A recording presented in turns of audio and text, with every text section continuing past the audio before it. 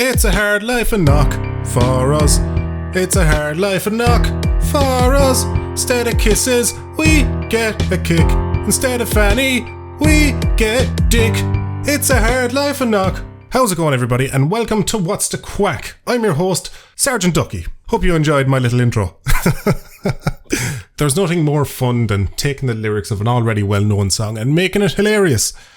How are all my fellow N-words doing today, be they albino or otherwise? Terrible? Great. Other people's misery makes me happy. What even is the intro to this podcast? I don't know. I've gone a bit wild today. I don't know if I had too much coffee or not enough. Who knows? Been a long time. It's been really long since my last episode of the podcast, actually, now that I think about it. But yeah, fuck me. I'll tell you, you know what happened to me? I released that video, Heaving in the Evening, the part 2 to the Living with the Boys video. Went down very well, which is great too. That night, as I always tend to do after I release a video, I had some celebratory drinks with the lads on Discord. You know, if you're ever interested in that, you can get access to my Discord through my Patreon and soon to be channel memberships that I'm going to be finally opening up after all this time soon enough. But yeah, so I'll potter onto Discord and have a few drinks with the boys, play a few games. More often than not, end up in VR chat because you can still drink and you don't have to, you're not actively playing that and you're just hanging out. And yeah, bit of crack. But the next morning, I woke up and my eye was about 5 times the size. I had a fucking nasty eye infection. A fucking Oz, the worst one I've ever gotten in my entire life, I reckon. Now, I'm no stranger to having an eye infection. I wear contact lenses daily. So, I'm a bit more prone to most people to get eye infections. But normally they're what you call bacterial eye infections, where the eye infection only lasts a couple of days. Pink eyes is better known, which apparently you get that from dirty fingers or getting poo-poo in your eyeball, believe it or not, yeah. So I don't want to think into that too much because that's just weird. I don't want to know how I got the pink eye. But this time I got what's called viral conjunctivitis, which is far worse because I had it for a week and a half. I couldn't open my eye was all watering. I couldn't get any work done. It was just, I was ball of misery. You know when your eyes running and your nose is running and you're just absolutely miserable. I looked like Popeye who was going through some shit. It was ridiculous. I was just absolutely fucking wrote off. So yeah, I got no work done. I couldn't even watch YouTube videos or movies or anything to cope in the meantime. Because I needed to have my eye closed. That's how bad it was. Any bit of light and I was just tearing like it was my sweet 16th and I didn't get the Porsche that I wanted. But what I started doing was I started listening to an audiobook. Good old sturdy reliable audiobooks, as you do.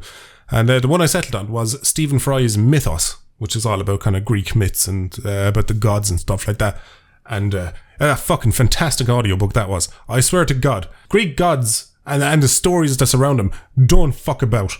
Like there was one story, right? It kind of opens in this early story, but there's one story.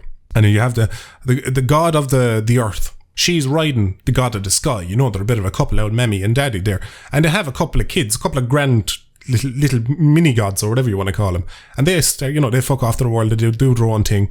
And as the relationship goes on anyway, Daddy Sky and Mammy Earth, they get together again, and the old huckle buck, getting to hop into good foot and do the bad thing. She ends up giving birth to a set of twins, and there are a couple of ugly fucking bastards, faces on them like a bag of spanners. You got one lad who's like 100 arms and another lad is like, I don't know, 15 arses or something. They're ridiculous. They're hideous fucking children. Now, of course, Mammy Earth loves them because, women do. They're much more in tune with their emotions. Now, but Daddy Sky, on the other hand, wasn't none too fucking pleased. I'll tell you that. He looked at them and went, "Damn, are some ugly fucking kids there. Get them out of my sight, will ya?" And Mammy Earth was having none of this. She's like, no, these are good kids. And he's like, not fucking having it. Cast them down to the fucking bowels of the earth. Fuck these ugly bastards now. They're no fucking children of mine. Jesus Christ, what the fuck was it? Where'd they even come from? So Daddy Sky cast them down because, Daddy Sky was like the king of the earth. So he cast them down into the bowels of earth, never to be seen again. Now, Mammy Earth was a bit annoyed by this. She was rather put off by this whole thing. She's like, what a fucking bastard. So what she does is she goes to one of her elderly sons and say, "Listen, your father's been an absolute prick. So I want you to kill him," and hands him a big fucking Grim Reaper scythe and says, "Right, he's calling over tonight now and he's looking for a bit of fanny. So when he's on the job, I want you to jump out from behind the bushes and, fucking do him in." So the son was like, yeah, fuck it, no bother. Off she trots anyway. That night, sure enough, old fucking Daddy Sky comes wandering down, dick swinging, and, mounts Mammy Earth. And he's fucking giving her socks, he's fucking 5 of his finest pumps, as you do. And sure, as he's doing that anyway, didn't the son pop out of the bushes with the big sight, and he's like, surprise you fucking bastard, and then swipes and cuts off his fucking bollocks. These fucking manberries, gone. Swipe, control alt fucking delete, gone. The son picks up the father's bollocks and fires him over the horizon, just poof, never to be seen again. And then basically told the father, I'm king now, and then beats the shit out of him and sends him flying as well. And that's where it ends. So you can't say the fucking Greek stories are not fucking badass. Jesus Christ. That shit's better than what you'd find on Netflix nowadays. It's fucking bonkers. But yeah, so I got really hooked into that. I was doing about 15 hours of it over the space of about 2 days, this audiobook, and it's fantastic. So if you're interested in that, I highly recommend it. Especially the audiobook, because the audiobook is read by Stephen Fry, and like, you know, he's one of them voices, like a Matthew McConaughey or a Morgan Freeman, you know, it's just one of them voices you can listen to for hours on end. It's just, and he, you know, it's very well narrated as well, so I highly recommend that. What else? What else is going on in the fucking world? There was that volcano that's erupting in La Palma. Is it? La Palma? Yeah. I think it's the Canary Islands that's erupting. And there's fears that will cause a huge landslide, which will result in a huge tsunami that'll fucking wipe out half of America and other countries and stuff like that. So that's interesting. The reason why I find that particularly interesting is because I'm pretty sure it's the Canaries it's on. And a couple of years ago, I was on holiday in Tenerife, which is one of those islands there. It's pretty nearby. I think they're all volcanic islands. But the thing is, I didn't really realise that Tenerife was a volcanic island until we touched down, we landed there, and I was in the apartment one night, and I was just leaning on the balcony. At this stage, the missus had gone asleep. Me being pure fucking night owl, was up an extra 3 or 4 hours, just, you know, twiddling my thumbs or whatever. But I was leaning out on the balcony, and I turned to the side of me. I was like, that big fucking mountain, that's an oddly shit. It's a very pointy mountain. That's hardly a fucking volcano, is it? So whipped out my phone, did a bit of Googling. Turned out it was a fucking volcano. And it was one of these like century volcanoes, things that go off like every 100 years or something like that is how they work. And it hadn't gone off. Was it like 70 or 80 years, something like that? I was getting close, maybe it was even 90 years. I can't remember what it was. But I was standing on this balcony and I looked up at that fucking volcano and I was like, oh, it's hardly going to go while I'm here. Shit. And then I started spooking the shit out of myself. And I spent like the next 3 or 4 hours looking up at it.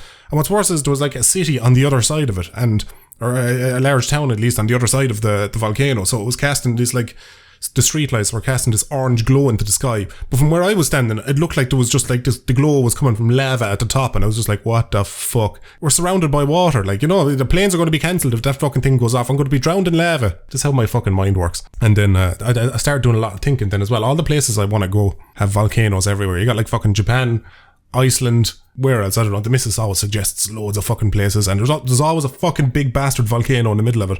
And I think having a fear of volcanoes is a rational fear, because the fuckers of Pompeii didn't have a fucking chance. They've like unearthed fossils of like a fella, and he died mid-wank.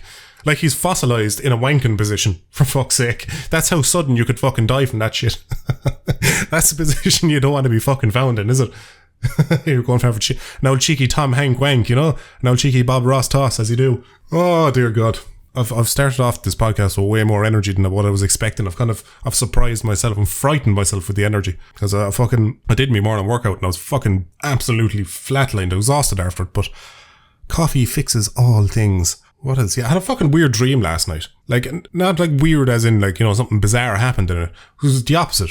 I had a dream that I was talking about somebody behind their back, and then they walked in and caught me talking about them behind their back. And I woke up and I was like, oh shit, they know I was talking shit about them. And then obviously realised it was a dream and came down and I was like, oh fuck, it's only a dream, yeah, it's grand. And then I stopped and think and went, how fucking boring are my dreams getting? I remember once I had a dream when I was younger that the town I live in was overtaken by fucking Tyrannosaurus Rexes, fucking dinosaurs everywhere, and they were coming to eat me, and we're all like hiding behind walls trying to escape the fucking town.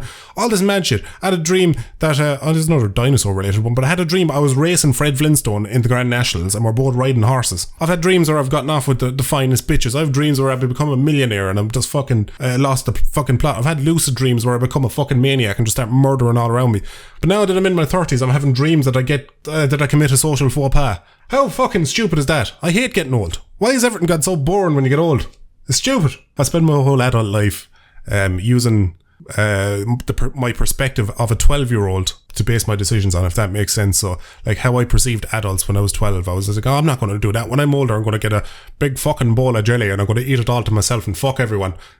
You know? And then you get older and you're like, I could buy a big cake to myself and eat it all to myself anytime I want, but I never do that. I miss that childlike wonder and that how easily pleased I was. But I suppose then again, 'tis not 'tis not difficult to look back in those pre-teen era with like a massive element of fondness, because before that, everything's great. Just like, from one day to the next, everything's fantastic. You're like, what are you doing today? I'm gonna take this piece of fucking Lego and I'm gonna see how far up my arse I can shove it. And that was your day, and you had great crack.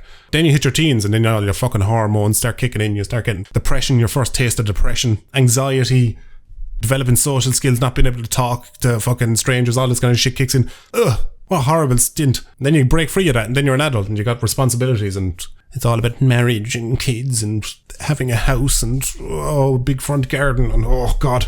That's one thing I hate about being an adult. You just miss that, how easily entertained you were as a kid. And sometimes I do that in my day-to-day life. I will purposely pick the childish thing to do because I don't like that I've lost that little bit of myself, Next time the missus comes home from work, I'm just going to shove a piece of Lego up my arse right in front of her. Fuck her. What do you make of that now, girl? Ha!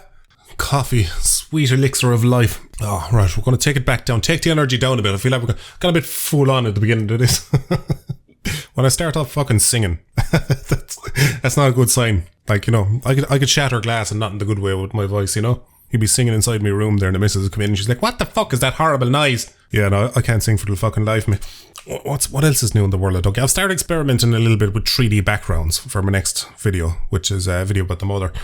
And it's going good. The sets look great. They look fantastic. Problem is, they take much longer to do, to draw. And that's a little bit of a pain, because I feel like since my channel has started, since I've been making videos from the very beginning, I've progressively made my videos longer and longer and longer to make. Granted, the quality of them has gone way up since my very first video. My very first video had 63 images, I think it was, for the whole video. And my last video had close to 700. So it really kind of shows the growth. And then my current videos have background sets, whereas my older videos didn't. I just used the plain background. I think it was a purple background in the older ones. Whereas now it's a mixture between the white and the actual drawn sets and stuff like that from when I'm telling stories. So I've progressively made my videos much harder to make over time, which is annoying, because when I started experimenting with 3D backgrounds, I'm like, oh shit, this is going to take even longer again. But then I'm like, I like the backgrounds so much as well. I don't know, I think I'm going to have to use them like sporadically or something like that. This fucking terrible upload schedule from Ducky just can't continue, because you guys are waiting, my channel is going to stagnate. It's a lose-lose for everybody, realistically. Really need to do a bit more live stream. My problem with when it comes to live streaming is I get so behind on videos that I feel guilty live streaming, because of why should you tune in? I haven't given you a video this month. I feel like I have to deliver before I get the right to just, enjoy some downtime with live streaming and stuff like that. I have to earn the right to do a live stream. That's the way I always see with my videos and stuff like that. If I wouldn't mind, I have a PlayStation 1 emulator downloaded and set up and all that. And I think I might play Resident Evil 2 for October. Do a couple of horror games maybe over this October. Granted, we're already in October, but still, I reckon it could be a bit of crack. Proper Res 2 now, not the remake. As good as the remake is, there's something about the original. There's an atmosphere to it, which is just, I don't know, nostalgic and fantastic. I don't know, with the limitations of graphics back then, I just felt like the games were a lot more atmospheric, You just get a better vibe off them when you're playing. Well, speaking of games, I recently went back and passed the Cyberpunk 2077. That was a game I picked up way back when it first came out, because, it's a fucking CD Projekt Red game, but then it was obviously littered with fucking bugs and glitches. Granted, I didn't encounter too many of them. I was playing on PC, and I didn't encounter too many. I had a couple of ones where my character would T-pose on a motorbike, which kind of looked more hilarious than anything. But anyways, so I said, fuck it, I'll leave it, I'll wait until a few patches come out and I'll come back to it. So I eventually did go back to it. I went back to it the other day. And in my full playthrough, I only came across one glitch, where it was like a character wouldn't follow me to the end of the level. He just kind of decided to stop moving, and I had to reload a save, and then he did follow me, so it only set me back by about 5 minutes. But other than that, was pretty much the only major glitch I came across in the entire game. I will say Cyberpunk 2077 is a fucking fantastic game. It's ridiculously ambitious. There's its biggest problem. It's like too many cooks in the kitchen kind of thing. There's so much going on in the game. The immersion is up at 110%. It's just so much shit to do in that game, so much to see. You could literally walk from one side of the city into the game to the other side and not be bored of the scenery, because it's just so much attention to detail in the game. It's crazy. My problem with the game, though, having passed it, is it's one of these games that has multiple endings, which I'm starting to despise now, because I find myself going, was that the right ending that I chose? You know, is that the canonical one? Is that the one that they're going to carry forward if they release a sequel or DLC? Is this the right one? And then I just get frustrated because I'm like, can you not just tell me a fucking story? I don't need a multiple choice ending. Give me the actual ending. Just stop with all this faff and these selling points, you know, these bullet points for selling games. Tell me a good story from start to finish. That's all I want. I had that like same thing with The Witcher 3. I love the game, but the multiple choice endings was just a bit annoying. It's just like, no, just give me one conclusive ending so I can put a proper bookend on the story mentally myself, you know? Oh, to be like, imagine watching a movie and they give you like a multiple choice ending. Because it would feel like a broken story then. It's just like, well, which ending is the right one? Which one's the real one? You know, it's like, whatever's right for you. No, just tell me a story. Don't put the onus on me to get it right. That's what it feels like. It feels like a multiple choice question. And more often than not, there's one right answer. It's like that new Mass Effect game that's going to be coming out, or at least it's been announced anyway. The original trilogy had what? It was 3 different, maybe 4 different endings to it. But they're obviously going to only pick one ending for the continuation now, which would make the other endings in the game completely fucking pointless. It means they're the wrong endings now, which that kind of thing annoys the shit out of me. Tell me a fucking story. I'm giving out. As I so often do. See, Facebook, Instagram and WhatsApp went down the other day, which was fantastic. Could have done with a heads up, mind you, because myself and the missus always message on WhatsApp, so that was a bit of a pain. The messages weren't delivering, but, you know, nothing that couldn't have been remedied. But, my God, the world needed a break from those, at least, you know, Instagram and Facebook. It needed a break from them for a while, because fuck me, they can be a bit much, you know? When you get a break away from things, you realise, you know, I needed that fucking break. I think everybody needs a break from social media every now and again, because, how would I describe it? Is that, you know, when you get that feeling like the world is going down the shitter and it's progressively getting worse as the years roll on, you know, and you think back, you're like, oh, back in the 2010s it wasn't as bad as this, or the noughties it wasn't as bad as this, or the 90s it wasn't as bad as this. But the problem is, I think it has always been as bad as this. You know, if anything, it probably was worse at certain times. But nowadays, the biggest problem is all the apps on your phone are funneling the world's most horrific bad news down your throat at a constant fucking rate. You can't go on fucking Twitter because there's hashtags trending and all the bad news of the world, and somebody did this and cancelled that bastard and this, that and the other, and it's fucking rampant there. Facebook is full of fucking conspiracy theories and nutjob ants who've nothing better to be doing with their time but drink a bottle of wine and talk about how aliens have taken over the housing market and how big tech are actually a figment of our imagination and just live as the sound that comes from an electrical box, and that's all there is. You know, that kind of fucking horseshit. You can't go on Instagram because then there's celebrities posting, you know, fucking Myanmar this and Hong Kong that, and, you know, they're all fucking, it's everywhere. It's rampant. It's everywhere. Fucking YouTube's the same with their news and their trending and all this shit. You can't get away from it. You can't take a breather. It's always just in your fucking face. Look how horrible the world is, and consume it. Get it in your fucking face. The world is shit. The world is fucking, get the fuck shoved down your fucking throat. So it's nice to take a break from it. Now, I'm as guilty as anybody from fucking browsing my phone. Sure, fucking my whole job is based around the internet. I can't necessarily step away from it. But geez, when I'm off the clock, I'm off the fucking clock. I don't be checking Instagram and all that shit. Most of my fans will know from those from the Discord or whatever else. I rarely get back to anybody, and it's not because I don't want it. It's because I'm offline the vast majority of the day when I'm not working. So yeah, it's just nice to get away from that shit.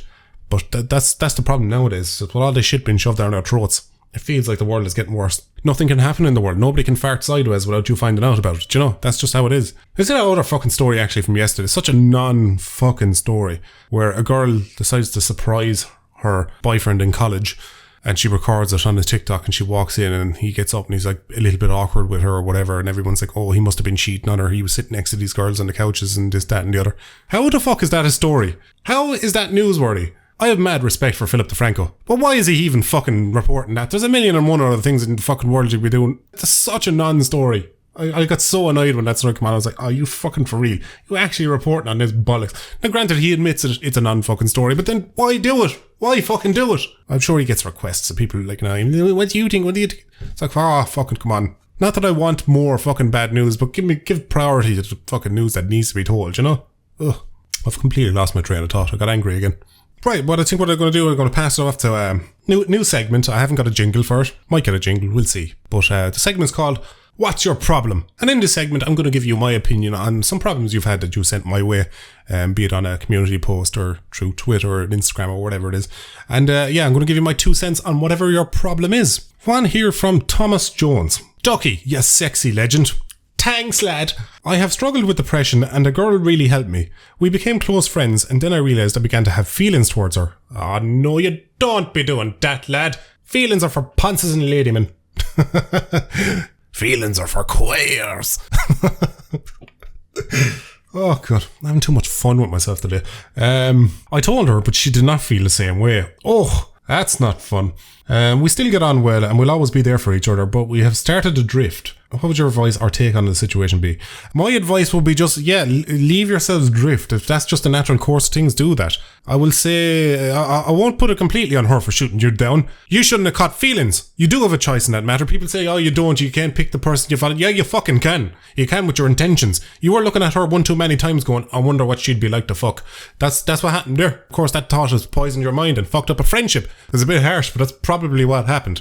But fair enough, lad. We're all fellas here. There's very few women in a fella's life that he hasn't thought about fucking once or twice. You know, this is just, you're just kind of, it pops into your head and you're like, I wonder what it'd be like. I'd say she'd be fucking wild, or I'd say she'd be a fucking bore. You know, this kind of thing. But if you think about it one too many times, it's going to turn into a bit of a lust, especially if you're bonding with a friend. If you're very close, like you get on well and stuff like that, you could definitely catch feelings of that. But the thing is, there has to be both. I've had plenty of female friends in my life that I've never caught feelings for, and it's just because I've never went in there with the intention of catching feelings or, you know, thought about it that way. If anything, feelings can kind of fuck that up. It's like, you know, it's like getting off with a work colleague. You know, you don't shit where you eat and you don't fuck your friends outside of a Tuesday.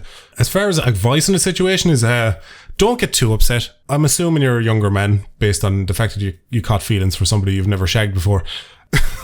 Don't want to shit in you, but that's just how it is. When you're older, you do that after you ride them. You know, you kind of have to, you do a bit of shopping around. You have to try on the clothes before you commit to buying them. That's how it works when you're a bit older. When you're younger, you're window shopping. You're like, I want that one in the window. You don't even notice. Like, you're like, I want that one.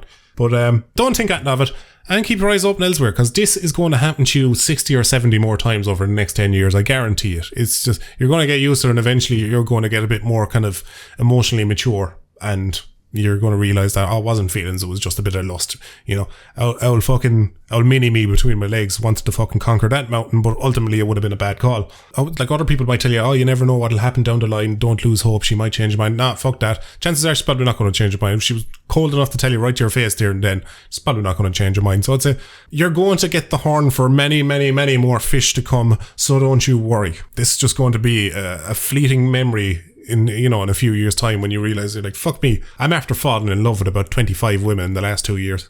And then you realise a lot of that love could be flushed down the Jackson and knotted condom. Well done here. It's a coffee sip and vape break, everybody. Join in. Ready? We'll get the coffee sip going first.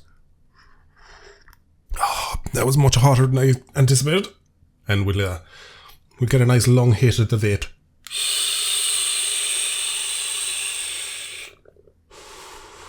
Buffalo Soldier. Sorry. Every time I hit the vape, I throw a big fucking cloud. That song just pops into my head. I feel like I'm Bob Marley ripping a fat one. Right, we shall move on to another question, shall we? I got one here from a listener called Mosen.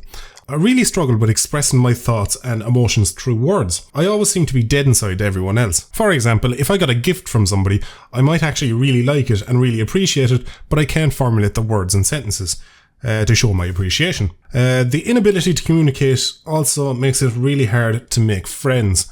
That's something I think a lot of people struggle with. I'd say the vast majority of the world struggles with gratitude, because, to be fair, it's not a frequent thing. Like, you know, when you receive gifts and stuff like that, it's not something that frequently happens all the time. You know, you're not getting, it's not like every day you have to say thanks for a gift and all that.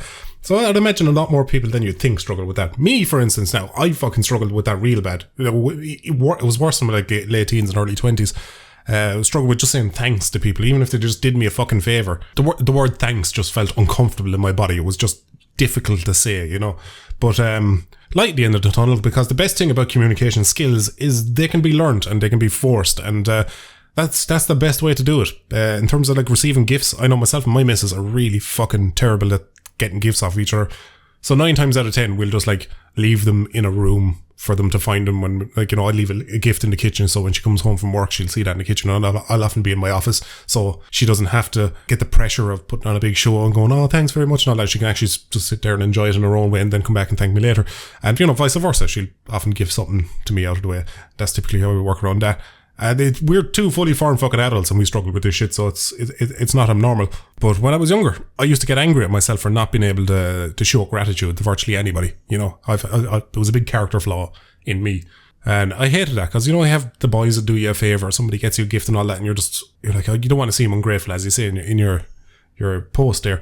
But I would say just work on it, just force it more often. Start by saying like, the one thing that worked for me, if it was just normal gratitude, instead of saying thanks, I found that real awkward to say in the beginning, I'd say cheers, because it feels a lot more casual, you know, and it means the same thing. Thanks. Oh, cheers. That's something I kind of learned in retail more than anything, because I didn't like saying thanks to a customer because I wasn't grateful. So I'd say cheers, because I was a bit more relaxed on it, because cheers, go away to fuck. Yeah, so just baby steps. Start with cheers, work your way up to thanks. In terms of showing a gift or receiving a gift, overacting is better than underacting, I suppose, would be a thing. The best thing to do is just practice at it. Practice at being grateful, and eventually it'll become second nature. You know, fake it until you make it. I wish I could shed more light on that, but yeah, that's all I can really add to that. It's just, keep practicing, and over time it'll start becoming second nature. Hope that helps.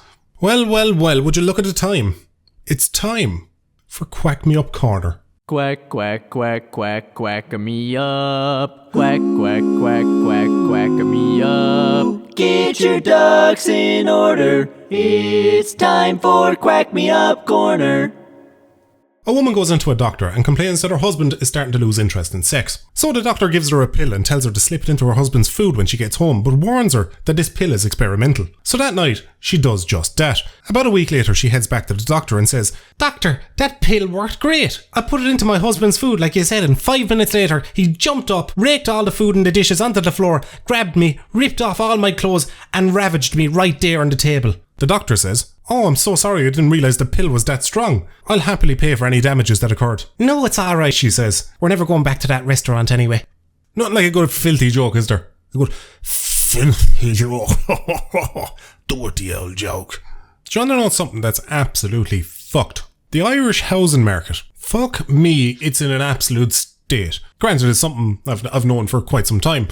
But just the other day, we were given an eviction notice because the landlord wants to sell the house. So now we have to fuck off into find a new place to start renting. And fuck me, every single place we're looking at right now is near double the fucking price. Even if there is fucking places. Like the place where I live now, if you go searching for places to rent, you'll find like 3 places tops. And that's within like a fucking 40-kilometre radius. It's ridiculous how awful the market has gone. And it's worse thing because I have a dog, and then most of the places that are advertised are apartments, which is not ideal for a dog. You need a garden, leave them out to have a shit and a piss and whatnot. And then half the other places like do not allow animals, like my dog is going to start fucking cannonballing through the fucking wall or something like that. You know, you can talk to some landlords as well, and you'd be like, look, my dog is fucking house trained. He's like near fucking 10 years old at this stage.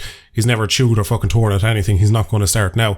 And they never want to hear it. I hate people who are like fucking anti-animal like that. It's like, I understand if I was keeping a pack of bloodthirsty chihuahuas that would eat fucking anything that had a pulse or moved half an inch. I hate the Irish housing market as a whole. There's nothing going. I won't lie though, the missus has been stressing non-stop. The second she found out, she's straight into woman stress mode, like they always fucking do. Jeez. It was like, quick, I must think of 1,000 different scenarios and how badly this can go, and treat them all as if they're fact. That typical fucking woman emergency mode where she's just like, but what if this? But what if that? And you're just like, it'll be grand. It'll be fucking grand. For fuck's sake, it'll be grand. Bless her. I'm the opposite. In my head, I'm just like, I might be able to get a house that has like a bigger room for my office so I can, use the VR without fearing of punching the wall, because I've already put 2 fucking dents in my wall here from playing VR.